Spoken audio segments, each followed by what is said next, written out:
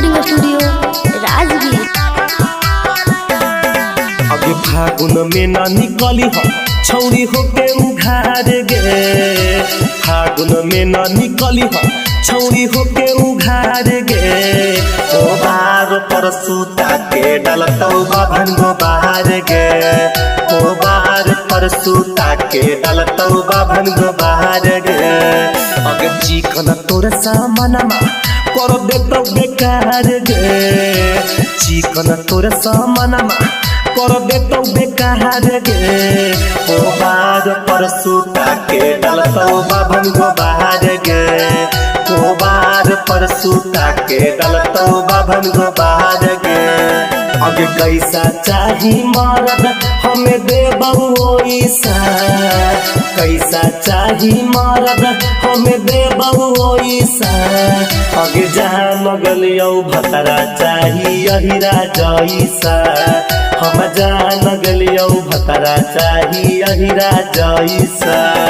अगे रंग देतौ छौरी तोरा चिकना समान गे, होलिया में पीले रहा अहिरा नगे।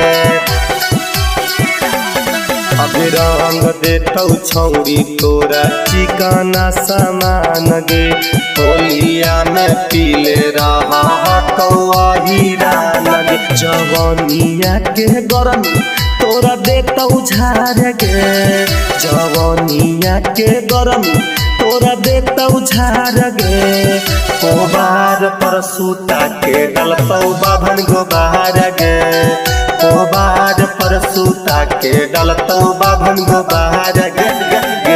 जहिया से ले गेलो जादो जी बैगनवा के खेत में, जहिया से ले गेलो जादो जी बैगनवा के खेत में, तहियो से उठल दरदिया गे छौरी तोरा पेट में, तहियो से उठल दरदिया गे छौरी तोरा पेट में। जहिया से ले गेलो जादो जी बैगनवा के खेत में, करतौ जबरदस्ती छौरी पासावान गे, तोरा से मजा लेतौ छौड़ा बाबुआन गे।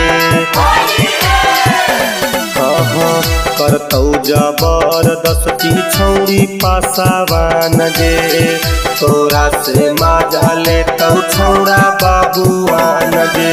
कुंदन हिंदुस्तानिया देतो कपड़ा उतार गे, रवि कंत नीतीशवा देतो कपड़ा उतार गे। ओ बार पर सूता के डलतौ बाभन गो बाहर गे, ओ बार पर सूता के डलतौ बाभन गो बाहर गे। नमूना रिकॉर्डिंग स्टूडियो राजगीर।